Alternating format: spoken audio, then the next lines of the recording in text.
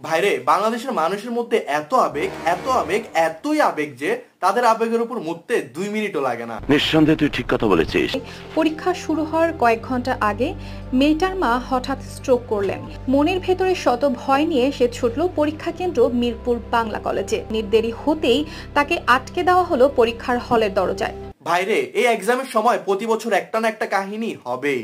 একটা মেয়ে পারিবারিক কারণে পরীক্ষা দিতে পারে না, তাই বলে পুরো দেশ ও দেশের সরকার এই মেয়েকে সাপোর্ট করতে নেমে গেছে।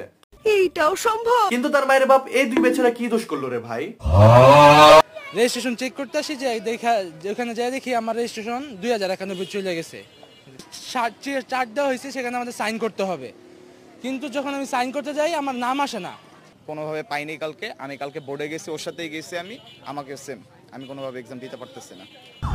এটা হাস্যকর, এই দেশের জনগণের জন্য হাস্যকর। টিচারের গাফিলতির কারণে ওরা হুদে এক্সাম দিতে পারলো না। তখন তো কোনো সোশ্যাল মিডিয়ার মানুষরা নাক গলায় নাই, বা দেশের কোনো ছাত্র দল, ছাত্র শিবিরের নেতারা তাদের পাশে দাঁড়ায় নাই। বেচারাদের হুদায় একটা বছর নষ্ট হয়ে।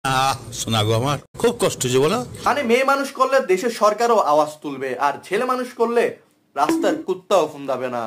देख लो भाई, हम लड़के हैं ना, हमारे साथ ऐसा ही होता है। এই পুন্দাবন্দির ভিতরে আমাদের মাহিরা আপু আমাদের সবার পুন্দাবন্দির ভিতরে মুতে দিল।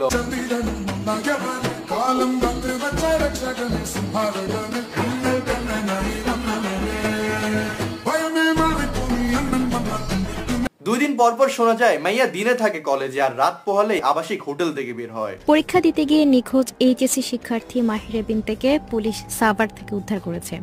তবে জানা গেছে মাহিরা স্বেচ্ছায় তার বয়ফ্রেন্ডের সঙ্গে পালিয়ে গেছে।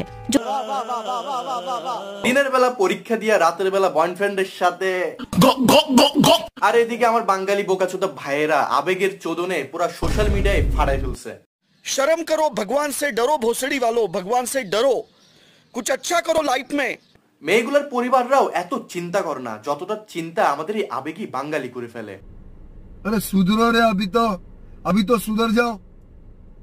তো এইসব আবেগ টাবেগ বাদ দেন ভাই, রিল থেকে রিয়েলে আসেন। সাবধান থাকেন, সতর্ক থাকেন। জয় বাংলা।